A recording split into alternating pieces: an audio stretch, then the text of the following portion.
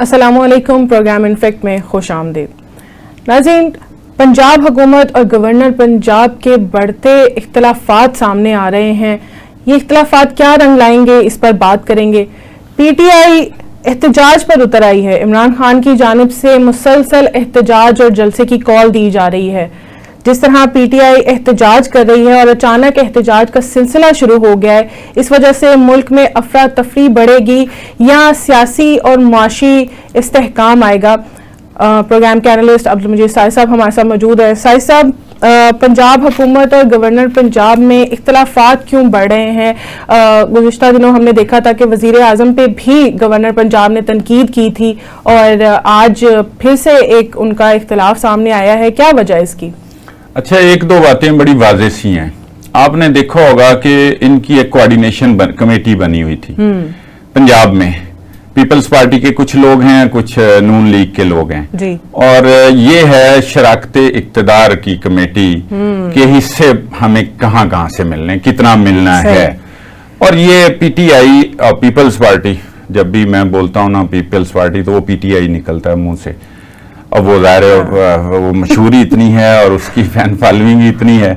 تو Peoples party کا یہ جو ایشو چل رہا ہے نا کہ ہم نے جو میٹھا ہے وہ کھانا ہے اور جو کڑوا ہے اس کو ہم نے پھینکنا ہے کسی کے سر پہ، اچھا، اس وجہ سے یہ وفاق میں بھی ایشو ہے اور یہ پنجاب میں ہے۔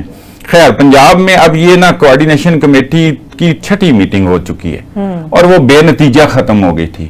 اب ذرا اس تناظر میں دیکھیں کہ یہ گورنر پنجاب کیوں یہ کر رہے ہیں۔ ایک تو یہ بات ہے کہ اس کے بعد پھر جہاں خود آصف زرداری بیٹھے ہیں، جہاں خود وہ بلاول بھٹو بیٹھے ہیں اور وہ آئینی عدالتوں پہ جس طرح سے بلنٹلی سٹانس اپنا دے رہے ہیں، اس طریقے سے تو شہباز شریف نے بھی نہیں دیا، تو وہ وہاں پر اکٹھے ہیں اور یہ کر رہے ہیں۔ اور اس کے بعد پنجاب میں کیا ایشو ہے؟ پنجاب میں ایشو یہ ہے کہ پنجاب میں جو وہ چاہتے ہیں، جس کی وہ تردید کرتے ہیں کہ ہمیں کوئی ڈی پی اوز نہیں چاہیے، ہمیں کوئی ڈی سی اوز نہیں چاہیے اور ہمیں کوئی اور اسی طرح دیگر جو ٹرانسفر اور پوسٹنگ کی جو ان پر الزامات ہیں کہ جہاں جہاں ان کے حلقے ہیں اور ان کے ایم پی ایز ہیں جہاں پہ، اور ایون ایم این ایز بھی پنجاب میں جتنے کے ہیں وہاں پر، یہ ایک رپورٹ ہے، رپورٹڈلی یہ ایک بات جس کی وہ تردید کرتی ہے پیپلز پارٹی۔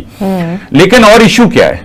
ایشو اس کے علاوہ اگر نہیں آپ نے کوئی یہ نہیں مسئلہ، آپ نے کوارڈینیشن اور کرنی ہے، کوئی حکومت کو کوئی تجاویز دینی ہے اور ان کو بہتری کے لیے کہنا ہے، تو پھر وہ تو کر ہی رہے ہیں، وہ تو پھر آپ دے بھی رہے ہیں اور وفاق میں بھی آپ کر رہے ہیں۔ تو پھر مسئلہ یہ ہے کہ یہ جو کسی کو گلے سے دبانا اور پاؤں بھی پڑنا، یعنی دونوں ہاتھ ایک اوپر اور ایک نیچے رکھنا، یہ معاملہ جو ہے نا یہ پیپلز پارٹی کو ترک کرنا پڑے گا۔ P T I Peoples Party کو یہ پتا ہے کہ ان کا بھی ان کے بغیر گزارا نہیں ہے، ان کا ان کے بغیر گزارا نہیں ہے، اور اسی طرح ہماری جو اقتدار کی کہہ لیں جو حقیقی جو وارث ہے ان کا بھی گزارا نہیں ہے۔ تو یہ یہاں پر ایک تو اس تناظر میں یہ معاملہ، دوسرا یہ ہے کہ اب جناب اب تو چلو سمجھ آ رہی کہ گورنر نے جو ہے نا وہ گورنر چونکہ چانسلر ہوتا ہے یونیورسٹیز کا، لیکن 18ویں ترمیم کے بعد یہ ہے کہ ایک سرچ کمیٹی بنتی ہے، وہ نام بھیجتی ہے، اس میں سے فائنل کرتی ہے سی ایم، کرتا ہے یا کرتی ہے، اور پھر وہ چلی جاتی سمری گورنر کے پاس۔ گورنر کے پاس 14 دن سمری ہولڈ رکھنے کا اختیار ہے یا اس کے اوپر اعتراض لگا کے واپس بھجوانے کا اختیار ہے، مسترد کرنے کا گورنر کے پاس اختیار نہیں ہے۔ اب یہ 14 دن گزر گئے تھے، 14 دن گزرے ہیں تو انہوں نے جو 13 وی سیز کی ایک سمری بھیجی ہوئی تھی، اس میں سے 7 جو وی سیز ہیں ان کی تعیناتی کر دی وزیر اعلیٰ نے، وہ اس کے پاس اختیار ہے، آئینی طور پہ وہ کر سکتی ہیں۔ ٹھیک، تو یہ جو ہے نا اس ایک بات صاحب، ہمیں میاں داؤد ماہر قانون انہوں نے جوائن کیا ہے۔ داؤد صاحب بہت شکریہ پروگرام میں جوائن کرنے کے لیے۔ داؤد صاحب بتائیے گا کیا آپ دیکھ رہے ہیں کہ جسٹس منصور علی شاہ چیف جسٹس بنتے ہوئے نظر آ رہے ہیں، کیونکہ وہ تو متنازع ہو گئے ہیں اور کلیئرلی پی ٹی آئی کا ساتھ دیتے ہوئے نظر آ رہے ہیں؟ نہیں، یہ تو بالکل بھی کہا جا سکتا کہ جسٹس منصور علی شاہ متنازع ہو گئے ہیں۔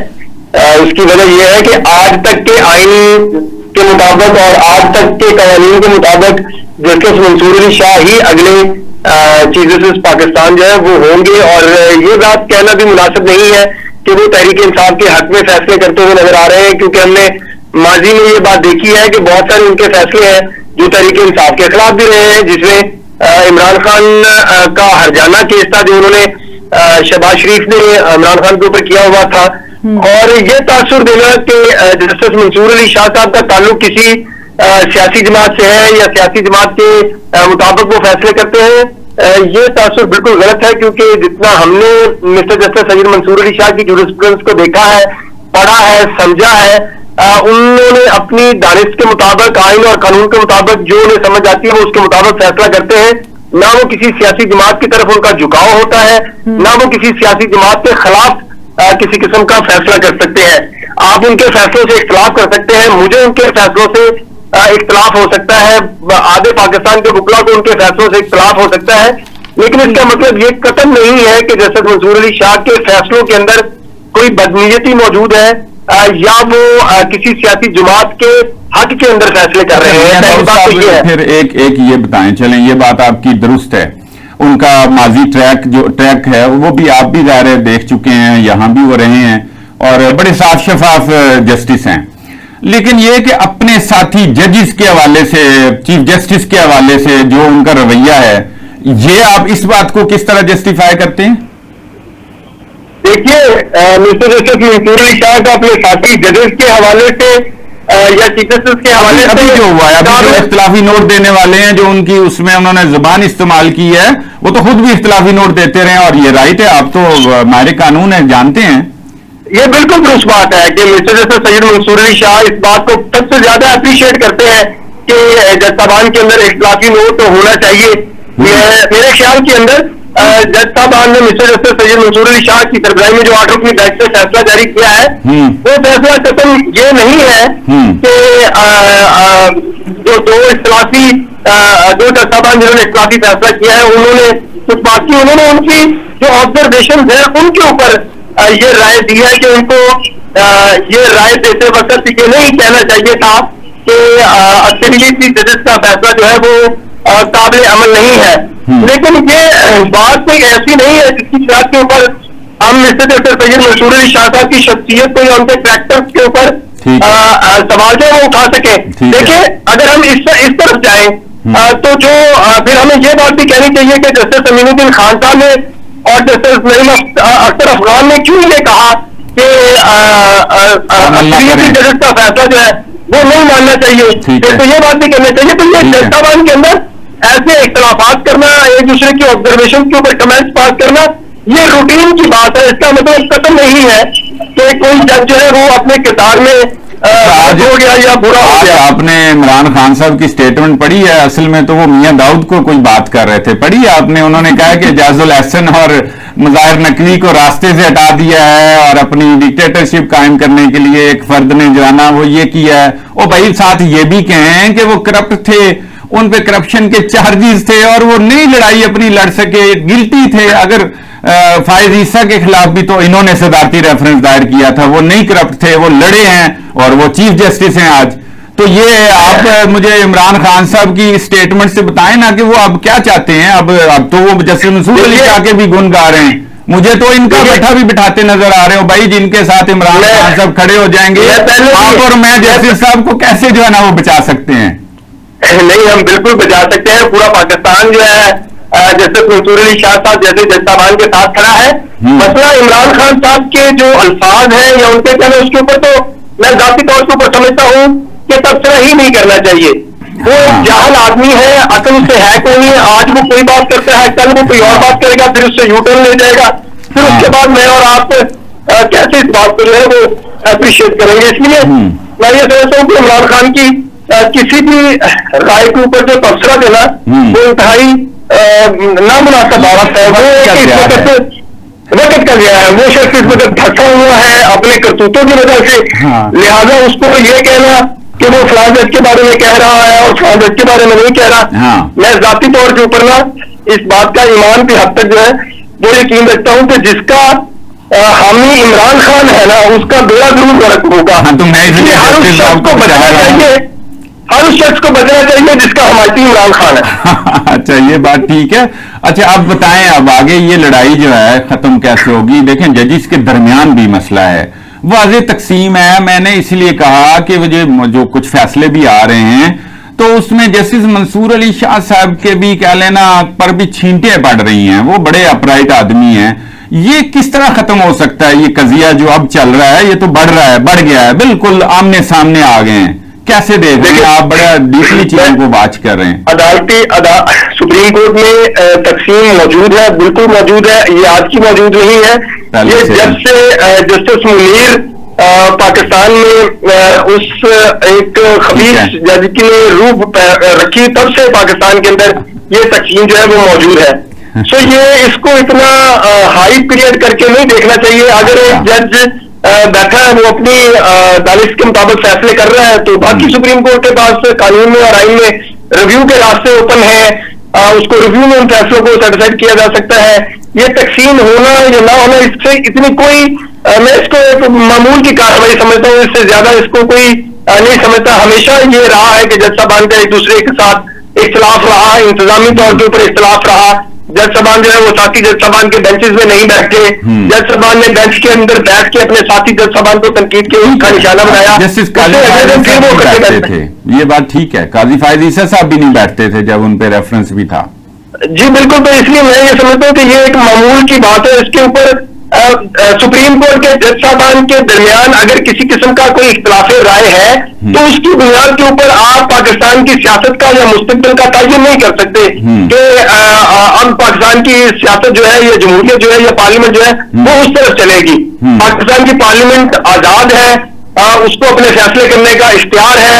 سپریم کورٹ کے پاس ان فیصلوں کا جوڈیشل ریویو کرنے کا اختیار ہے. سب کو اپنا اپنا اختیار استعمال کرنا چاہیے. اگر کسی ادارے کو یہ لگتا ہے کہ یہ اس کے ادارے میں جوڈیشل کسی قسم کی اوور ریچ کی جا رہی ہے, انٹرفیئرنس کی جا رہی ہے, تو ادارہ اس کا جائزہ لے سکتا ہے. یہ دونوں اداروں کا جو ہے وہ اختیار ہے. اچھا یہ بتائیں آپ, چونکہ 63A کے اوپر حکومت جو ہے نا وہ کھڑی ہے یا بچے گی, جو بھی بچے تو نہیں, خیر وہ تو ان کے پاس سادہ اکثریت تو ہے, لیکن کوئی قانون سازی کے لیے 2/3 اکثریت کا مسئلہ, اس لیے تو 63A کو جو ہے نا وہ اس پہ ریویو کیا جا رہا ہے. آپ بتائیں ذرا یہ کہ اس پہ یہ نظر ثانی کی جو بھی اب کوشش ہو رہی ہے, یہ بینچ بھی بن گیا ہے, یہ ہونا چاہیے اخلاقی طور پہ, قانونی طور پہ اور سیاسی طور پہ؟ دیکھیے میرا بطور قانون کا طالب علم پہلے دن سے یہ ساجد صاحب موقف رہا ہے کہ 63A کا فیصلہ آئین کے ساتھ تحریف کی گئی تھی. جن جج صاحبان نے 63A کا فیصلہ جاری کر کے آئین کے اندر تحریف کی, ان کے خلاف پارلیمنٹ کے فورم سے انتہائی سنگین کارروائی کا جو ہے وہ مطالبہ کیا جانا چاہیے تھا. 63A کا فیصلہ جس میں آئین کو ری رائٹ کیا گیا, آئین کے اندر تحریف کی گئی, اس فیصلے سے زیادہ قابل مذمت فیصلہ پاکستان کی تاریخ میں کبھی میں سمجھتا ہوں ہو ہی نہیں سکتا. اس لیے میری یہ ذاتی رائے ہے کہ اس فیصلے کو بالکل ختم ہونا چاہیے, اور اس کا کریڈٹ جو ہے وہ بھی chief justice Pakistan mister justice Qazi Faez عیسیٰ صاحب کو جائے گا. انہوں نے اپنے پورے تنور کے اندر جس طریقے سے آئین اور قانون کی بالادستی کے لیے کردار ادا کیا ہے, اس فیصلے کو بھی وہ اسی طرح سے جو ہے وہ اوور ٹرن کریں گے, کیونکہ یہ فیصلہ جو ہے پاکستان کی جمہوریت کے اوپر اور آئین کے اوپر ایک دھپا ہے. جو ہم کا دوسرا سوال تھا کہ کیا حکومت یہ کر سکے گی یا نہیں کر سکے گی آئینی ترامیم کے ذریعے, میں مسلسل یہ بات کہہ رہا ہوں, آپ یہ بات میری نوٹ کر لیں کہ جس دن آئینی ترمیم ہونی ہے اس دن جو ہاؤس کے 2/3 اکثریت ووٹ ہوں گے, اس سے بھی زیادہ ووٹ جو ہے وہ آئینی ترمیم کے حق میں پڑیں گے. اور یہ جو آزاد ممبران ہیں یہ بالکل آئینی ترمیم کے حق میں ووٹ ڈالیں گے. تحریک سپریم کورٹ کا جو مخصوص کیسوں کا فیصلہ ہے اس فیصلے سے مجھے اختلاف ہو سکتا ہے, لیکن چونکہ وہ فیصلہ ہے اور اس کے اوپر جو ہے وہ عمل درآمد کیا جانا چاہیے یا ہونا چاہیے, یہ ایک الگ ڈبیٹ ہے. لیکن اگر تحریک انصاف کے وہ 39 ممبران جو ہیں وہ آئینی ترمیم کے حق میں ووٹ نہ بھی ڈالے تو پھر بھی آپ جانتے ہیں کہ پاکستان کی پارلیمنٹ کے پاس اتنے مسائل موجود ہیں, اتنے آپ کہہ لیں کہ سیاسی سمجھ بوجھ ہے کہ لوگ اپنی سیاست کو بچانے کے لیے وہ آئینی ترمیم کے حق میں ووٹ ڈال دیتے ہیں. آئینی ترمیم ہوگی آپ دیکھیے گا, اور وہ بغیر کسی قسم کے ڈسپیوٹ کے ہوگی. اچھا میاں داؤد صاحب، آپ تو بڑے متحرک ہیں، آپ نے تو جو جج آپ کو لگا کہ اس کے خلاف ریفرنس دائر ہونا چاہیے، اچھا کوئی قانون میں یہ اجازت ہے؟ جیسے آپ نے ذکر کیا کہ آئین کو ری رائٹ کرنے کے مترادف تھا یہ جو بھی 63A کا بھی جو ہوا تھا کہ جناب وہ کاؤنٹ بھی نہیں ہوگا اور نااہل بھی ہو جائے گا، اب وہ ججز کے خلاف ریفرنس دائر ہو سکتا ہے یا ان کا احتساب ہونا چاہیے؟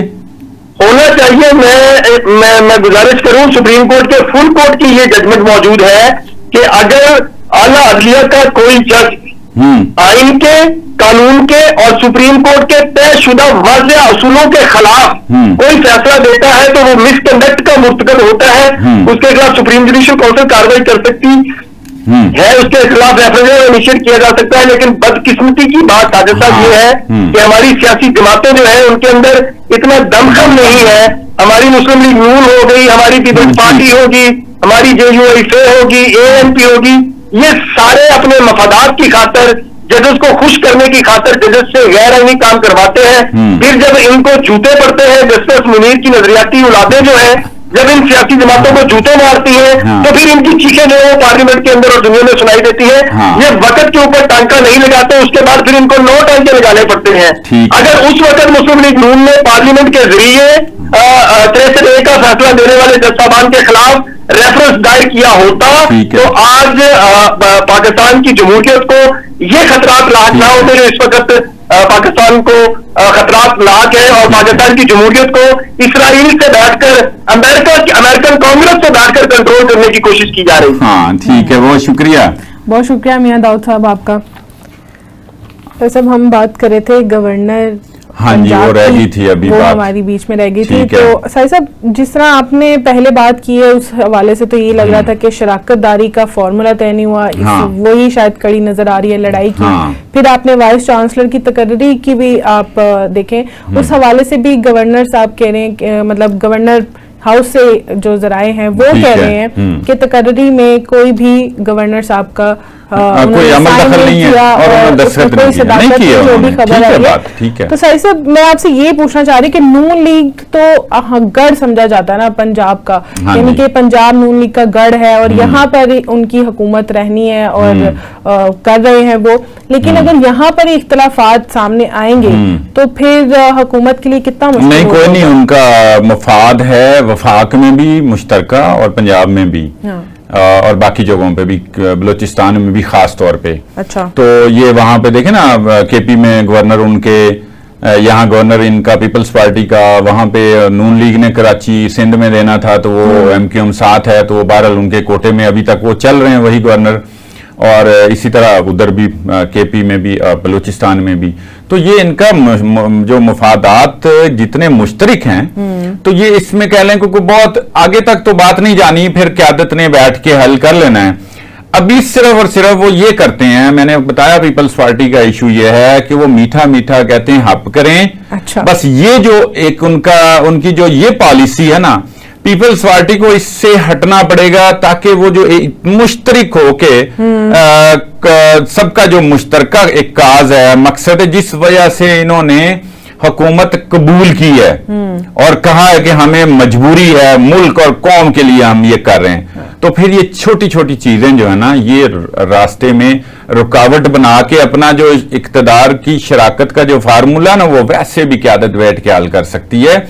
اس طرح سے بلنٹلی ایک بڑا خطاب نہیں کرنا پڑے گا۔ گورنر پنجاب کے اختیارات بھی تو آہستہ آہستہ واپس لے جا رہے ہیں، جیسے کہ گورنر پنجاب کی سربراہی میں جو ایک اتھارٹی بنائی گئی تھی آپ پاک اتھارٹی، اس کو ختم کر کے تو پنجاب صاف پانی اتھارٹی قائم کی جا رہی ہے جس کے تمام اختیارات پنجاب حکومت کے حوالے۔ اچھا، وہ ان کی وجہ سے نہیں کی جا رہی، اصل میں وہ بنی تھی چودھری سرور صاحب کی ذاتی وش کی وجہ سے، ان کی اپنی باہر جو ہے نا یہ پانی لگانے کی جو وہ تھی نا مشینیں اور یہ جو پروجیکٹ ہیں یہ سارے صاف پانی کے، تو انہوں نے وہ اپنے بزنس کو مد نظر رکھتے ہوئے یہ PTI کے دور میں، PTI کے وہ اس وقت پنجاب میں گورنر تھے، عثمان بزدار صاحب ماشاءاللہ سے وزیر اعلیٰ تھے، معروف ہستی ہیں، ان کے بارے میں تو کوئی تعارف کرانے کی ضرورت ہی نہیں ہے، فرا گوگی اور وہ تو لازم و ملزوم ہے۔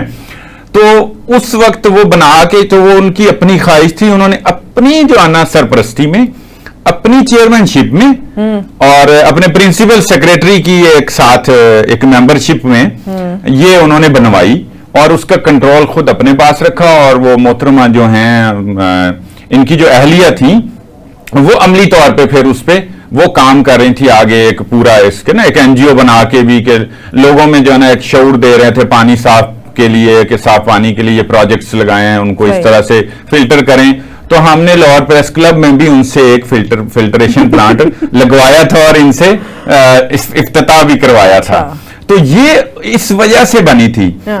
अब जबकि देखें एक 18वीं तरमीम के बाद ये कुछ चीजें होगी हुई हैं कि पंजाब गवर्नमेंट या किसी भी सूबे की जो गवर्नमेंट है असल तो उसने जो है ना वो रन करनी है सारी जितनी भी गवर्नमेंट है और गवर्नमेंट के जितने इदारे हैं। तो ये कुछ सेरेमोनियल कुछ चीजें जो होती हैं, जिस तरह इनके पास दस्तखत का इख्तियार था, समरी पे मुस्तरद करने का इख्तियार नहीं था जो ये इजहार कर रहे हैं। तो वो इस वजह से अब 6 जो बाकी रह गए ना वीसीज, उनको इन्होंने 14 दिन से पहले एक एतराज लगा के भिजवा दिया है। वो एतराज दूर होके वापस आ जाएगा, वो भी फिर जो है ना वो तैनात कर देंगे। तो ये खुद पीपल्स पार्टी ने अपने दौर में ये 18वीं तरमीम मंजूर करके सूबों को इख्तियार दिया था। अच्छा, तो अब जो है ना ये बात मैं आपको बता दूं कि ये वाली जो पंजाब अब अथॉरिटी को की जो आप कह लें इसको डी नोटिफाई किया जा रहा है, तो इसमें फिर पंजाब हुकूमत कानून के मुताबिक अपना ही हुकूमती कोई या काबीना का कोई मेंबर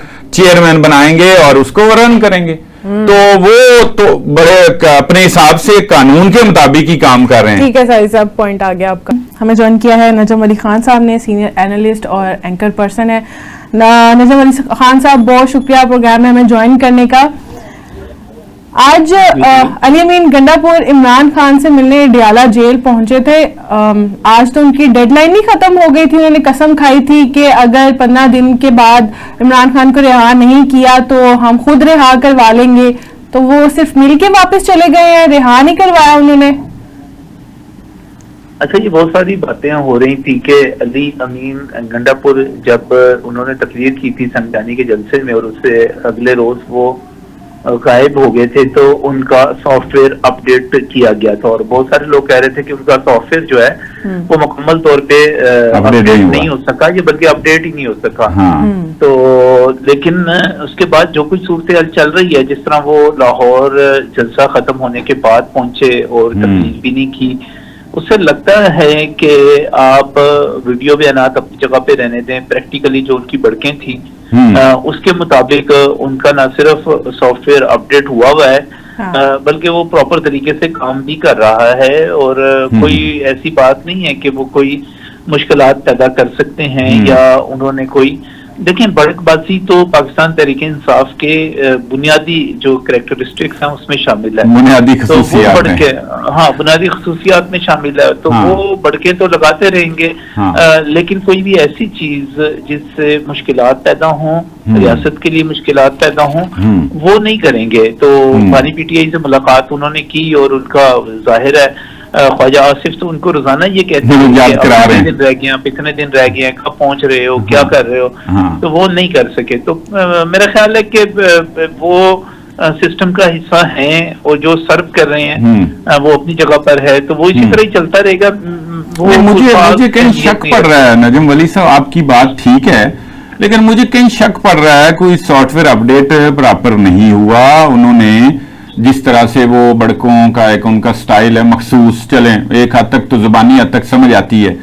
अगर वो सॉफ्टवेयर अपडेट होता तो वो यहाँ आके काला शाह काकू जो उन्होंने किया और गन्ने लेके पूरी तरह उसकी तशहीर करके उसके टिकटॉक बना के तो शीशे तोड़ के, ये कुछ ज्यादा नहीं हो गया था? और अगर इतनी अंडरस्टैंडिंग होती तो फिर उन्होंने फिर जो बाद में बड़के मारी तो फिर इसका पर्चा भी ना करवाना पड़ता। अब देखें उनपे एक तो वारंट उनके 9 मई के तोड़ फोड़ के पहले वारंट गिरफ्तारी जारी हुए हैं, नया पर्चा उनपे हो गया और वो पर्चे की दफात काफी सारी सख्त हैं, काफी ज्यादा हैं। अब उन्होंने आगे जलसा करना है भिंडी में हफ्ते को, तो फिर वो देखें FIR भी हो गई, वारंट भी निकले हुए हैं, फिर गिरफ्तार भी ना करना, तो ये कोई मजाक सा नहीं लगेगा? ऐसे कोई अंडरस्टैंडिंग है कभी इधर कभी उधर? गिरफ्तारी जो है میرا خیال ہے ایک وزیر اعلیٰ کی گرفتاری بہرحال ایک چھوٹا قدم نہیں ہوگا. آپ جس کو جس طرح مرضی لیں, میں ایک پولیٹیکل اینالسٹ کے طور پر سمجھتا ہوں کہ اگر ایک وزیر اعلیٰ باقاعدہ طور پہ گرفتار ہوتا ہے, گرفتار تو وہ ہوئے اور رکھے بھی گئے, اور ان کا سافٹ ویئر جس حد تک اپڈیٹ ہو سکتا تھا کیا جانا چاہیے تھا وہ کر بھی دیا. اب مسئلہ یہ ہے کہ پاکستان تحریک انصاف تو چلتی اس قسم کے سارے کاموں پر ہے کہ آپ نے کتنے بڑکے لڑ پڑیں گے, آپ ان کے شیشے توڑ دیں گے, آپ بڑکے لگا لیں گے, آپ علم غلم قسم کی گفتگو کر دیں گے, تو وہ تو چلتا رہے گا. لیکن بنیادی طور پر دیکھیے کہ کوئی ایسی چیز جس سے کوئی سیریس قسم کا تھریٹ پیدا ہو, اسٹیٹ کے لیے پیدا ہو یا حکومت کے لیے پیدا ہو, وہ ہمیں نظر نہیں آتا. اب آپ اس کو کامیابی سمجھیں کہ وہ ایک گرڈ اسٹیشن پہ پہنچ جاتے ہیں اور وہاں پر جا کر بجلی بحال کر دیتے ہیں, تو اس سے کتنے علاقے کی بجلی انہوں نے بحال کی یا کیا کیا, لیکن ایک بڑک لگا دی انہوں نے. وہ مولا جٹ اسٹائل میں جس قسم کی پولیٹکس کے شروع سے آتی ہیں, اور ہمارے پختون بھائی جو ہیں وہ اس قسم کی بڑکوں سے متاثر بھی بہت ہوتے ہیں اور اس کو بڑی بہادری سمجھتے ہیں, تو وہ چل رہا ہے. لیکن آپ دیکھیے گا, دیکھیں کہ جو سیریس تھریٹ دینا ہے کسی بھی چیز کے لیے, مسائل پیدا کرنا ہے, وہ پاکستان تحریک انصاف اس قابل نہیں ہے اور ابھی بھی نہیں ہے. اور جو اس وقت ساری صورتحال بنی ہوئی ہے وہ سارے کا سارا ریلائی جو کر رہے ہیں وہ ان 8 ججوں پر کر رہے ہیں کہ ان کے ذریعے کچھ ہو سکے, ورنہ لاہور کا جلسہ دیکھ لیں آپ, اسلام آباد کا جلسہ دیکھ لیں آپ, وہ کوئی حاضری کے اعتبار سے کوئی شاندار جلسے تو نہیں کہے جا سکتے. لیکن جو ہے یہ ضرور ہے کہ پاکستان تحریک انصاف اپنے آپ کو زندہ رکھنے کی کوشش کر رہی ہے. وہ خبروں میں رہنے کی کوشش کرتے ہیں, وہ پڑھ کے لگا کے خبروں میں ان رہتے ہیں, وہ جلسے کر کے خبروں میں ان رہتے ہیں. تو اس سے کہیں زیادہ بہتر نہیں تھا کہ وہ اپنے صوبے میں امن و امان کو بہتر بنا کر خبروں میں ان رہنے کی کوشش کرتے؟ کیا یہ بہتر نہیں تھا کہ وہاں پر غیر ملکی سفارتکار جب گئے ہوئے تھے تو ان کی سیکیورٹی کرتے؟ مجھے تو بڑی حیرت ہوئی کہ صوبائی حکومت نے کہا ہمیں تو علم ہی نہیں تھا کہ 10 سفارتکار جو ہیں ہمارے پاس آئے ہوئے ہیں. پھر معلوم جبہ میں جو قبائل میں تصادم ہوا وہاں پر جانے جس طرح گئی, اور اسی طرح کی چیزیں جو مسلسل ہوتی چلی جا رہی ہیں. وہاں پر آپ دیکھیے کہ پشتون تحفظ موومنٹ جو ہے وہ جس طرح کا ری ایکشن دے رہی ہے, وہاں پر غیر قانونی افغان جس طرح موجود ہیں. میرا خیال ہے کہ اگر عمران خان صاحب واقعی ہی اب خیبر پختونخوا کے لوگوں کے شکر گزار ہوتے اور وہاں پر کچھ بہتری کرنا چاہتے تھے, ایک ایسے وزیر اعلیٰ دیتے جو وہاں پر امن و امان کے مسائل کو حل کرتا, وہاں کے ایشوز کو ریڈریس کرتا, بجائے یہ کہ وہ اپنے ملازمین کو لے کر کبھی اسلام آباد جلسے کے لیے جا رہا ہے, کبھی پنڈی کے لیے اب اس نے آ جانا ہے, کبھی لاہور کے لیے آ رہا ہے. اپنے ملازمین کو بھی انہوں نے اس طرف لگایا ہوا ہے اور باقاعدہ یہاں پہ اٹینڈنس لگائی جاتی ہے, ان کو TATO پھر وہ چارج کرتے ہیں. تو آپ یہ دیکھیے کہ ایک عجیب و غریب قسم کی اسٹیٹ آف افیئرز ہے. اور ابھی میں تو یہ نیب کی خبر سن کر حیران رہ گیا کہ 168 ارب سے زائد کی جو کھانچے تھے اور جو بے ضابطگیاں تھیں اور جو فضول خرچیاں تھیں وہ PRT میں پشاور کی جو میٹرو بس ہے اس میں سے پکڑے گئے. تو میں تو حیران ہوا کہ یہ آصف زرداری کو 10% کہتے تھے, خود تو یہ 100% سے بھی اوپر پہ جا رہے ہیں اور یہ ان کا ٹیلنٹ ہے. تو آپ کیا کہہ سکتے ہیں ان کے بارے میں؟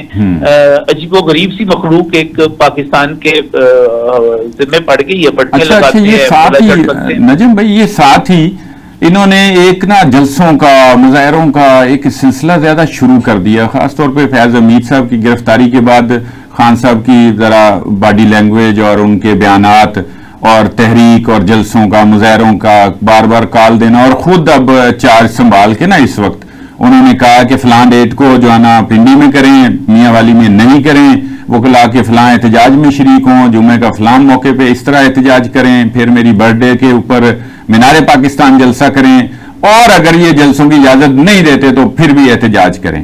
یہ کس وجہ سے آپ کو لگ رہا ہے کہ یہ اس میں تیزی کیوں آئی ہے؟ پہلے تو جلسوں کا انہوں نے بار بار اعلان کر کے تو واپس لیتے رہے, اب ذرا تھوڑا سا وہ کریز کے باہر آ کے اب جو ہے وہ ذرا کھیلنے کی کوشش کر رہے ہیں.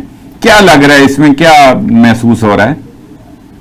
عبد المجید ساجد صاحب, جو عمران خان صاحب ہیں ان کی ایک خاص قسم کی نیچر ہے, وہ دھون سے، دھاندلی سے اور دھڑلے کے ساتھ اور بدماشی کے ساتھ اپنی چیزیں منوانے کے عادی ہیں۔ اس وقت سب سے بڑا مسئلہ ان کے لیے یہ بنا ہوا ہے کہ کہیں ان کو ملٹری کورٹ کے حوالے نہ کر دیا جائے، کیونکہ فیض حمید صاحب کے ٹرائل کے بعد جو ہے ان کی کافی سارے صحافیوں کا یہ دعویٰ ہے کہ بات صرف ٹاپ سٹی تک محدود نہیں ہے، بلکہ 9 مئی کی پلاننگ سے لے کر باقی چیزیں بھی اس میں شامل ہو چکی ہوئی ہیں۔ تو اب صورتحال یہ ہے کہ وہ اسٹیبلشمنٹ پر دباؤ بڑھانا چاہتے ہیں۔ یہ اسی قسم کی حماقت ہے جس قسم کی حماقت 9 مئی کو کی گئی تھی، اور یہ سمجھا گیا تھا کہ ہم جب جی ایچ کیو پر یا کور کمانڈر ہاؤس پر چڑھ دوڑیں گے تو اس کے بعد ہماری حکومت ہم بالادست ہو جائیں گے، ہمارے آگے دوسرے لوگ سرنڈر کر جائیں گے۔ وہ نہیں ہو سکا۔ اب ان کے پاس جتنی رہی صحیح طاقت ہے اس کو استعمال کرتے ہوئے وہ یہ سمجھ رہے ہیں کہ وہ ان جلسوں کے ذریعے اسٹیبلشمنٹ کو اور حکومت کو دباؤ میں لانے میں کامیاب ہو جائیں گے، لیکن آپ یہ دیکھیں کہ ان جلسوں کے نتیجے میں کیا حکومت ان سے خوفزدہ ہو رہی ہے، کیا اسٹیبلشمنٹ ان سے ڈر رہی ہے؟ بلکہ دلچسپ بات جو یہ ہے کہ اس کے نتیجے میں ان کی اپنی تنظیمی خامیاں سامنے آ رہی ہیں۔ اب آپ پنڈی کے جلسے کو، اسلام آباد والے کو ہی دیکھ لیجیے، اس میں شیخ رشید صاحب کہاں پر تھے؟ اس میں جو تھے جو ہمارے وزیر قانون بڑے مشہور ہوا کرتے تھے چودھری پرویز علی کے ساتھ، وہ کہاں پر تھے؟ اور باقی راجہ بشارت جو تھے وہ کہاں پر تھے؟ اس طرح اور بہت سارے لوگ۔ اب لاہور کے جلسے کو آپ دیکھ لیجیے، اور محمود اچک صاحب کو تو کہنا پڑ گیا کہ جیبیں کٹ جاتی ہیں اور کپڑے پھٹ جاتے ہیں۔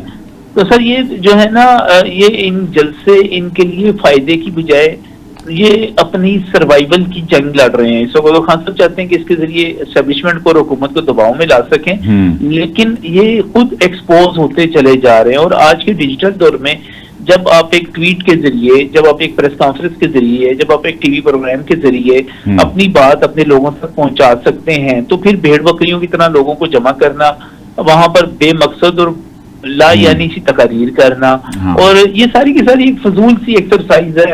آپ پیسے بھی لوگوں کو ضائع کرواتے ہیں، اپنے بھی ضائع کرتے ہیں، اس کے نتیجے میں آپ سمجھتے ہیں کہ شاید اس کے نتیجے میں آپ کو کوئی ریلیف مل جائے گا، تو وہ فی وقت جو ہے وہ تو مجھے کوئی سے ممکن نظر نہیں آ رہا، بلکہ جو 1 اکتوبر کو جو تبدیلی آنے والی ہے 30 ستمبر کے بعد، مجھے لگتا ہے کہ اس کے بعد ان کی مشکلات میں زیادہ اضافہ ہو جائے گا۔ آپ D G I S I کی بات کر رہے ہیں جو نئے ڈی جی آئی سے تعینات ہوئے ہیں، تو یہ تھوڑا سا اس سے نکل کے آتے ہیں پنجاب میں پیپلز پارٹی اور نون لیگ کے کچھ تنازعات میں اضافہ دکھائی دے رہا ہے، خاص طور پہ گورنر پنجاب جو ہے نا، وہ انہوں نے شہباز شریف پہ بھی پہلے تنقید کی، جبکہ وہ خود ادھر ساری محنت کر رہے ہیں، زرداری صاحب بھی، بلاول بھٹو صاحب بھی۔ یہ کوئی ان کی ذاتی رائے تھی یا کوئی ایک تو اس حوالے سے جو شہباز شریف صاحب کے حوالے سے انہوں نے کیا کہ جو ان کو کیا پڑی ہے 5 ججز میں سے یہ کرنے کی، وہ سینئر جج کو جو ہے نا وہ تعینات کر دینا چاہیے۔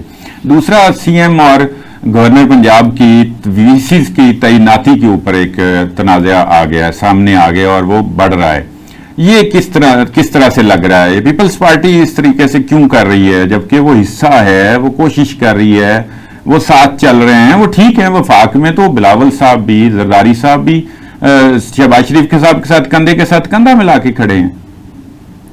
دیکھیں، ایشو یہ ہے کہ پنجاب میں مسلم لیگ نون میں یہ احساس تقویت پکڑتا جا رہا ہے کہ پیپلز پارٹی نے گورنر پنجاب کے لیے بہت ہی مناسب ناموں کو نظر انداز کر کے، جیسے کہ قمر زمان قائرہ جیسے شخصیت تھی، یا اور ایون مخدوم احمد محمود کی آپ بات کر لیجیے، ان جیسے لوگوں کو نظر انداز کر کے ایک نامناسب شخصیت کو گورنر پنجاب کی ذمہ داری دی ہے۔ تو یہ یہاں پر ایک احساس بڑھتا چلا جا رہا ہے، اور یقینی طور پر اگر یہاں پر زیادہ مشکلات بنے گی اور گورنر پنجاب حکومت کی آئینی جو ایک پوزیشن ہے اور جو اس کے اختیارات ہے اسے انکار کرتے چلے جائیں گے، جیسے کہ یہ وہ اصرار کر رہے ہیں کہ وائس چانسلر لگانا ان کا اختیار ہے، نہیں ہے وہ، تو یہ ایک انتہائی نامناسب سی ڈیبیٹ ہے، کیونکہ جب آپ ذمہ داری کی بات کرتے ہیں اور ہائر ایجوکیشن کی ذمہ داری کی بات کرتے ہیں، تو پھر اگر پنجاب حکومت کے پاس وائس چانسلر اور اداروں کے سربراہ لگانے کا اختیار نہیں ہے، تو پھر وہ اس کے بارے میں جواب دہ کیسے ہو سکتے ہیں؟ تو گورنر اپنی ایک آئینی پوزیشن کا غلط استعمال کر رہے ہیں. اور دوسری بات, جب وہ یہ کہتے ہیں کہ شہباز شریف غریبوں کی مدد کرنے کی بجائے جج لگانے پر لگے ہوئے ہیں, تو میرا خیال ہے کہ وہ بھی جو ہے خود پاکستان پیپلز پارٹی کے آصف زرداری اور بلاول بھٹو, آج آپ ان کی آئینی تقریر, آئینی عدالت کے حوالے سے خود بلاول کی تقریر سن لیجیے, تو وہ اس کی بھی نفی کرتے ہیں. اور میں سمجھتا ہوں ذاتی طور پہ کہ اگر آپ اپنے عدالتی نظام میں اصلاحات لے کے آتے ہیں, اس وقت ہمارے پاس 22-23 لاکھ مقدمات پینڈنگ پڑے ہوئے ہیں. ہمارے پاس اس وقت صورتحال عدلیہ میں جو ہے ہر سال ہزاروں سپریم کورٹ میں مقدمات بڑھتے چلے جا رہے ہیں. اس وقت ہم جیلوں میں موجود قیدیوں کی اپیلوں کی سماعت, رہائی کے احکامات اس وقت دیتے ہیں جب ان کو مرے ہوئے جیل میں کئی برس ہو چکے ہوتے ہیں. تو میرا خیال ہے غریب کی اس سے بڑی خدمت کیا ہوگی کہ اگر آپ عدلیہ میں اصلاحات کریں. اور ہمارے جج حضرات کو جو ایک عادت پڑ گئی ہوئی ہے کہ وہ بڑی بڑی باتیں کرتے ہیں اور اس کے نتیجے میں ہیڈ لائنز بنتی ہیں, اخبارات کی شاید سرخیاں بنتی ہیں, تو وہ اپنے کام کی طرف توجہ دیں اور جو آئینی مقدمات ہیں ان کے لیے آئینی عدالت بن جائے. سپریم کورٹ سول اور فوجداری مقدمات کی طرف توجہ دے, لوگوں کو ریلیف دیں. ہم کر کیا رہے ہیں؟ ہم سیاسی مقدمات سن رہے ہیں. ہم سارا دن سیاسی مقدمات سنتے ہیں, اس کے ذریعے ہیڈ لائنز بنواتے ہیں اور اپنے گھروں کو چلے جاتے ہیں, اور ٹینڈنسی جو بڑھتی چلی جاتی ہے. تو ہمیں اس میں اصلاحات تو عبدالمجید صاحب تک کرنی پڑے گی, ایسے تو کام نہیں چلے گا. بالکل ٹھیک ہے, بہت شکریہ نجم بھائی, بہت شکریہ آپ کا نجم علی خان صاحب. بلاول صاحب نے بھی آج سندھ ہائی کورٹ سے بار سے خطاب کیا ہے اور وہ کافی متحرک ہیں آئینی عدالت بنانے کے حوالے سے, اور انہوں نے کہا کہ میرے اوپر یقین کریں, آپ چھوڑ دیں سب کو, تو میں آپ کو شک کرنا کریں لیکن میرے پہ شک نہ کریں. ٹھیک, وہی بات ہے کہ ادھر وہ اس حد تک وہ کھڑے ہیں اور وہ کمیٹڈ ہیں, یا زرداری صاحب بھی.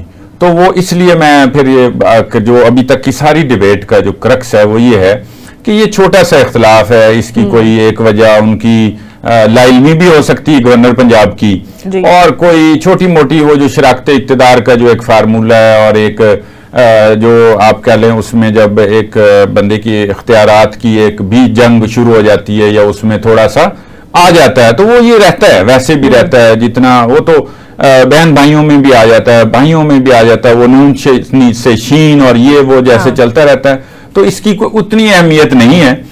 اصل چیز یہ ہے جو کرنے والی ہے, جو کر رہے ہیں, جو پیپلز پارٹی بھی ساتھ ہے اور نون لیگ بھی ساتھ ہے اور باقی اتحادی بھی ان کے ساتھ ہیں. اچھا تو صاحب 2/3 اکثریت مل جائے گی آئینی عدالت بنانے کے حوالے سے, مل جائے گی کے حوالے سے, کیونکہ بالکل یہ مولانا بھی کلیئر نہیں ہے. نہیں, مولانا کو انہوں نے کہہ دیا کہ مولانا کو جو ہے نا اب چھوڑ دیا جائے. ٹھیک ہے, اب جو ہے نا آپ یہ کام کریں اور جو آزاد امیدواران ہیں ان سے ووٹ لیں, اور وہ اس کی تقریباً تیاری ہے گورنمنٹ کی. بس یہ امینڈمنٹ ہوتی ہے جیسے ہی تو وہ 2/3 اکثریت ان کو. تو مخصوص نشستوں کا فیصلہ کہاں جائے گا؟ تو وہ ظاہر ہے وہ تو لڑائی ہے اس کا, تو ابھی انہوں نے تو کہہ دیا سیدھا اور اسپیکر نے دے دیا ہوا ہے اس پہ. تو اب الیکشن کمیشن شاید نظر ثانی میں جائے گا اور پھر اس فیصلے کو سائڈ پہ رکھ کے تو دوبارہ سنا جائے گا جو بظاہر حال نظر آ رہا ہے. باقی تو نظر ثانی کے بعد جو فیصلہ آئے گا وہ مان لیں گے؟ ہاں, یہ بات علیحدہ ہے کہ وہ پھر مانا جائے گا کہ نہیں. یہ لڑائی ابھی تک تو چل رہی ہے, اور اگر یہ والا کام کر لیتے ہیں, کیونکہ آج تو جسٹس یحییٰ افریدی کا بھی اختلافی نوٹ آ گیا نا, وہ کہہ رہے سنی اتحاد کونسل نہیں, پی ٹی آئی اہل ہے نشستوں کے لیے. اچھا, وہ ان کا ٹھیک ہے, وہ ایک اور تناظر میں بات ہے کہ اختلافی نوٹ بھی ہے, اور ساتھ وہ کہہ رہے ہیں کہ سنی اتحاد کونسل وہ ایک ویسی ایک گراؤنڈ ریالٹی کی بات کر رہے ہیں, قانونی حوالے سے بات نہیں کر رہے, چونکہ جو پہلے فیصلہ آیا ہے وہ بھی انہوں نے بھی گراؤنڈز کے فیکٹس دیکھے ہیں اور حقائق دیکھے ہیں, اس وجہ سے یہ فیصلہ دیا ہے کہ یہ پورا انصاف ایسے بنتا ہے کہ پی ٹی آئی کو انتخابی نشان سے محروم کیا گیا, پھر جو پی ٹی آئی نظریاتی تھی وہ آئی تو اس کے بھی کاغذات منظور نہیں کیے گئے, اور وہ کہیں بیچ میں غائب بھی رہے. تو یہ فیصلے میں بھی لکھا ہوا ہے. اور پھر جو ہے نا اگر نشان نہیں ملا تو اس کے بعد پھر کیسے لوگ جیت گئے اتنے زیادہ. اس فیصلے کو کسی درخواست یا قانون کو ایک سائڈ پہ رکھ کے کوئی اس قضیے کو حل کرنے کی, یا وہ زمینی حقائق یا وہ پاپولرزم دیکھ رہے ہیں, پاپولیرٹی کا وہ بھی شکار ہو گئے, یا حقیقت ہے, دونوں چیزوں کو یہ رکھ کے تو یہ فیصلہ کیا گیا. تو اس وجہ سے یہ جو اختلافی نوٹ ہے اس میں بھی یہی چیز رکھی گئی ہے کہ یہ اگر بنتی ہے تو پھر وہ تو پی ٹی آئی کی بنتی ہے. سنی اتحاد کونسل کون ہے, اس سے پہلے کس نے سنا تھا؟ ویسے ہم تو جانتے ہیں صاحبزادہ حامد رضا صاحب ہمارے دوست ہیں کہ وہ کب سے لگے ہیں, لیکن وہ کچھ سیاسی پارٹی بھی نہیں تھی.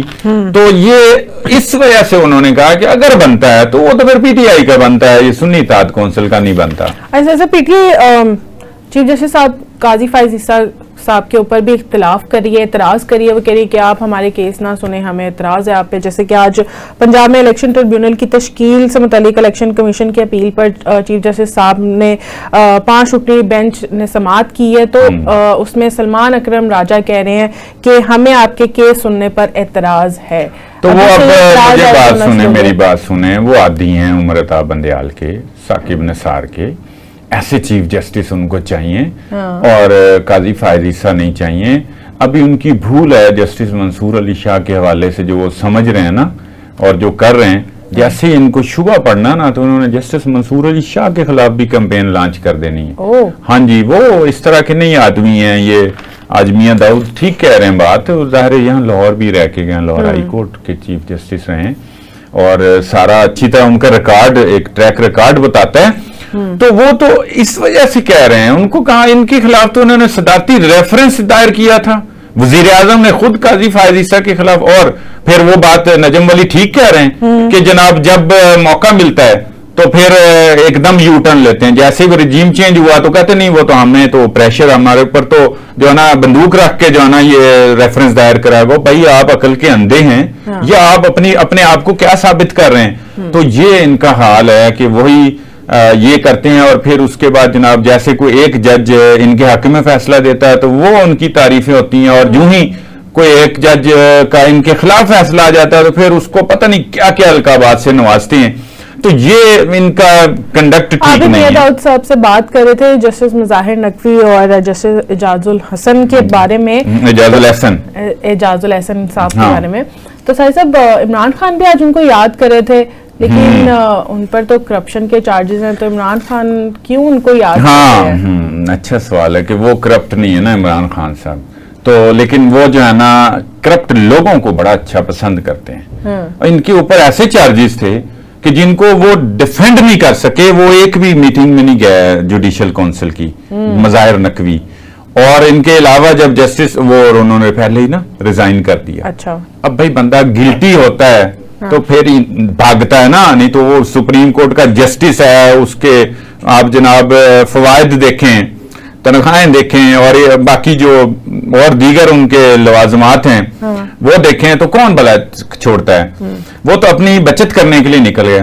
اب جو جسٹس اعجاز الحسن ہے, ابھی ان کا تو کیس ٹیک اپ ہی نہیں ہوا. ان کو پتہ لگ گیا کہ جو مظاہر نقوی کے ساتھ ہوا انہوں نے کچھ کیا ہوا تھا ایسا, تو یہ بھی بھاگ گئے. اب مجھے یہ بتائیں کہ یہ جو لوگ ہیں خان صاحب ان کو پسند کر رہے ہیں, آپ بتائیں ذرا. جسٹس قاضی فائز عیسیٰ کو نہیں پسند کر رہے ہیں, جن پر ایک دھیلے کی کرپشن کا چارج کوئی الزام نہیں ہے, ان کو نہیں پسند کر رہے چونکہ وہ فراگوگی کو پسند کرتے ہیں. اچھا, وہ عثمان بزار کو پسند کرتے ہیں جن کی کرپشن کی داستانیں ہیں, نیب پیچھے پیچھے اور وہ آگے آگے ہیں. کہاں ہیں سارے, یہ کہاں پہ ہیں؟ اس کے علاوہ یہ ان کے ساتھ تھے, ان کو وہ اپنی اے ٹی ایم قرار دیتے تھے, جہانگیر ترین کو اور علیم خان کو. وہ تو ان کو بھی سمجھ آ گئی اور ان کو بھی سمجھ آ گئی جیسے ہی, تو یہ تو پھر سائڈ پہ ہو گئے. اسی طرح عامر محمود کیانی تھے, اور وہ عامر محمود کیانی جو ہے نا وہ جناب مشیر صحت تھے, وہ بھی کرپشن میں مبتلا تھے, وہ پائے گئے تھے. غلام سرور خان تھے, ہوا بازی کے وزیر تھے, ان پہ بھی جناب کرپشن چارجز تھے. اور جناب وہ ڈاکٹر ظفر مرزا تھے, اور ایک ڈریب کے کوئی سیکریٹری تھے, کوئی علی مظفر علی. ان پہ وہ جو ہے نا وہ ماسک سمگل کرنے کے الزامات تھے, لیکن یہ ان کی ٹیم کا حصہ تھے. یہ سارے لوگ, میں اس لیے کہہ رہا ہوں کہ یہ جو ہم کہہ رہے ہیں نا خان صاحب فرشتہ ہیں اور وہ کرپٹ نہیں ہے, اور بھائی کرپشن اور کیسے کی جاتی ہے؟ کوئی خزانے سے جا کے جو ہے نا تجوری تو نہیں نکالی جاتی. کرپشن فراگوگی کے ذریعے ہوتی ہے, عثمان بزدار کے ذریعے ہوتی ہے. یہ جناب یہ جو ماسک ڈاکٹر ظفر مرزا اور یہ وہ نکالے تھے انہوں نے, سبطین خان تھے جناب, ان پہ نیب کے کیسز ہیں. یہ عامر محمود کیانی تھے, یہ کتنے لوگ ہیں, یہ ایک پوری فہرست ہے جو ان کے ارد گرد تھے, اور یہ سارے کرپٹ اور ان کے خلاف کیسز ہیں, چل رہے ہیں. نیب کے اندر بھی کیسز ہیں, اس کے علاوہ بھی. تو یہ جو کر رہے ہیں نا جی بات کہ جی جسٹس محمود جسٹس اعجاز الحسن اور مظاہر نقوی وہ بڑا میرا وہ تھے اور ان کے چونکہ وہ سپورٹ کر رہے تھے نا اور ان کے ماضی کی چیزیں تھیں, ان کی آڈیو لیکس کا تو ابھی کیس پڑا ہوا سال سے عمر عطا بندیال وہ اس پہ اسٹے دے کے کیا ہوا ہے, وہ آگے سامنے آئے گا تو چیزیں سامنے اور آ جائیں گے. زلفی بخاری ان کا پسندیدہ ہے, دنیا بھر میں ان کی کیمپین کر رہے ہیں, لانچ کر رہے ہیں, چونکہ انہوں نے یہاں سے کمایا ہوا ہے وہ وہاں خرچ کر رہے ہیں دل کھول کے. یہ ہے جناب خان صاحب جو کرپٹ نہیں ہے. ٹھیک ہے سر صاحب, بہت شکریہ آپ کا. ناظرین یہ تھا آج کا پروگرام, ہمیں دیجیے اجازت, اللہ حافظ.